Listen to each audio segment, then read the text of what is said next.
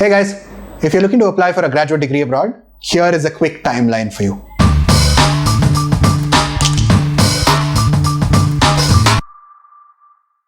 Before we get to the timeline itself, here are a list of things that you will need in order to submit a successful application.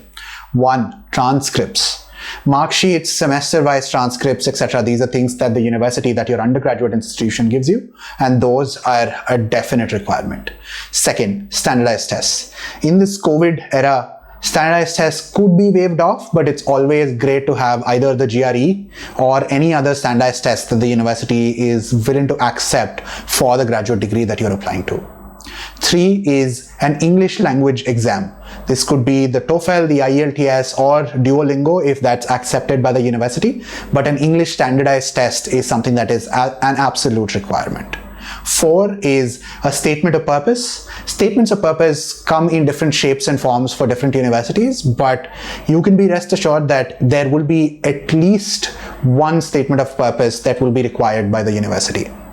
4 is a resume, a cleanly formatted 1-page, 1.5-page crisp resume that talks about all of your accomplishments, all of the work that you've put in so far, all of your interests, and a brief sentence describing what you're applying to. And 5, letters of recommendations. At least 3 letters of recommendations from referees that have known you for a little bit of time, that understand the kind of work and the kind of person you are, and that are able to vouch for the same. So these are the specific requirements that you will need to fulfill in order to submit a successful application to graduate studies abroad. If you're a student who's looking to apply to the fall semester, which starts August or September of year X, 1 year before that is when you should have started to think about the applications process and should have gotten some of the requirements out of the way.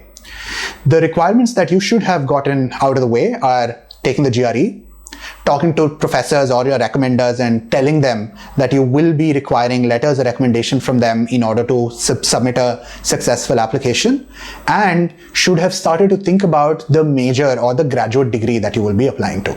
From August to December, which is when most of the first round deadlines are, is when you should sit down, think about the larger goals that you have for yourself, and start crafting and editing a really good statement of purpose. For tips and tricks on how to come up with the best possible statement of purpose, keep watching the channel. We will come out with a video pretty soon. Once you have a statement of purpose in hand, please make sure to go through and set up portals on each one of these universities. Create your sign-in IDs, login IDs, passwords, etc. Log into the application and you will see different requirements for different universities. Some universities may have an additional personal statement on top of the statement of purpose. Some universities might have additional essays. And the period between August and December, which is the first deadline, is when you need to sit down and finish all of these different requirements and successfully submit the application as such. Just a quick review.